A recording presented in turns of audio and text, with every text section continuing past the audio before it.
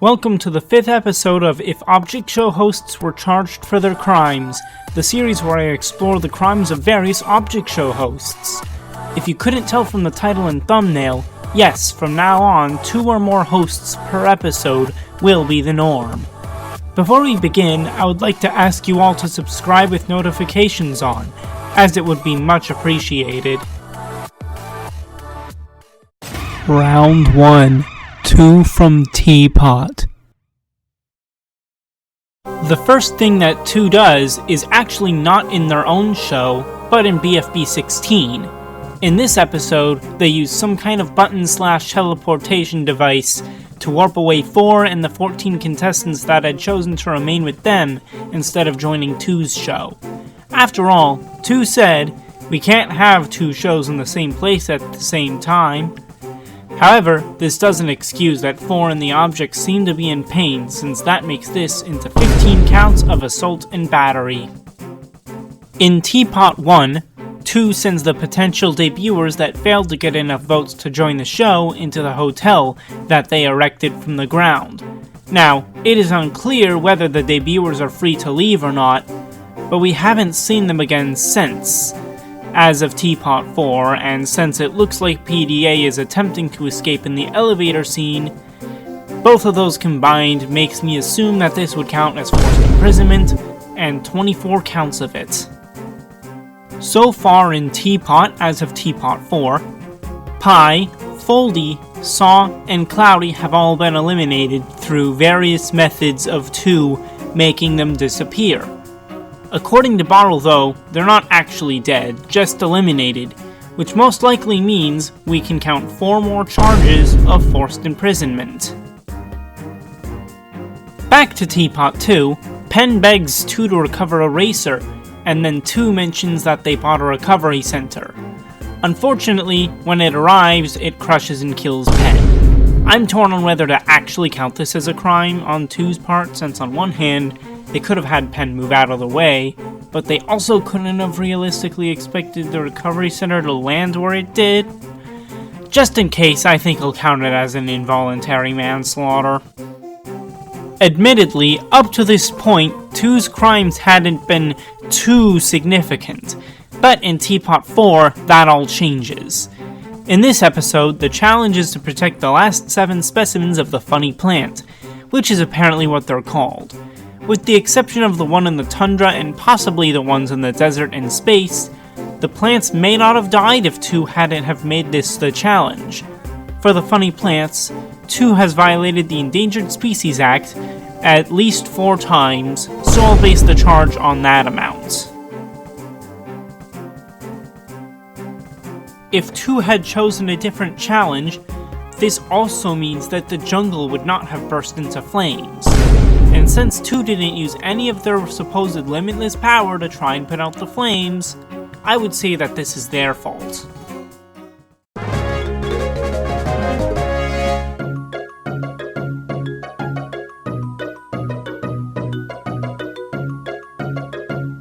Like X, 2 didn't have very many crimes, but unlike X, not only was there no death penalty, but there's also a good reason for not having many crimes.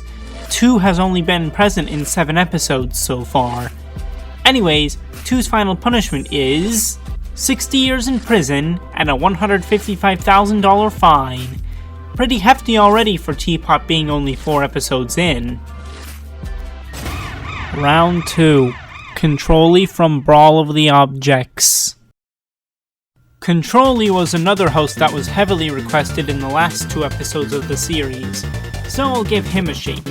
This will also be the first time I'm looking from a host from a show that, before making this video, I hadn't watched yet, so this'll be pretty interesting, I think. The first crime that he commits is in episode 2. The first challenge, as we see, is to make it through a video game course and defeat the boss at the end. In this course, there are various obstacles such as spiky enemies and rolling barrels, and they instantly kill you if you touch them. I'm not 100% sure if it would count as involuntary manslaughter, but it certainly counts as a pair of OSHA violations. As we've come to expect of our hosts at this point, Controlly forces eliminated contestants into imprisonment for the remaining duration of the season. At least there's an interesting twist on it, where they get cryogenically frozen instead of being locked away for months or even years on end. Since there are 14 contestants plus one debuter, minus the 4 finalists that weren't rejoiners, that means there are 11 counts of forced imprisonment. Forced imprisonments aside, Controlly's crimes are a lot more spread out than past hosts I've talked about. When the debut was held in episode 6, the objects that failed to join were made by him to vanish into non-existence. Only one was able to join, so that means he gets a mass murder charge for the other 19 that were killed. For the challenge that we see in episode 7, the 4 members of Team Vanilla are turned into ghosts, which Controlly then takes credit for. This means that he has committed 4 charges of first-degree murder. As it turns out, though, I was wrong about the punishment for first-degree murder in Virginia. It's not the death penalty, but life in prison and a $100,000 fine, so the punishment will be that multiplied by 4. In episode 9, Slurpee attempts to grab one of the sleds from the bottom of the ravine, specifically the pink one. Unfortunately, the pink sled that they attempt to grab is rigged to an explosive that Controlly set up. When Straw is back on the top of the cliff, they are covered in burn marks, which clearly indicates that they were hurt by the explosion, which makes this an assault by explosive. It happens again later in the episode when Slurpee, once again, hits a mine that Controlly had set up as an obstacle for those headed down the hill. Once again, as a part of episode 9, Controlly commits a Class 6 felony in Virginia by firing each contestant that hadn't grabbed all of the flags on their first way down out of a cannon. That is because each time a contestant is fired is counted as reckless endangerment. Controlly ended up using the cannon 8 times total. Finally, in episode 11, during the elimination, Controlly decides to see if Hot Dog will catch the prize if he throws the prize at Hot Dog harder. Unfortunately for both of them, he throws it so hard that it slams into Hot Dog, knocking him right out of his chair.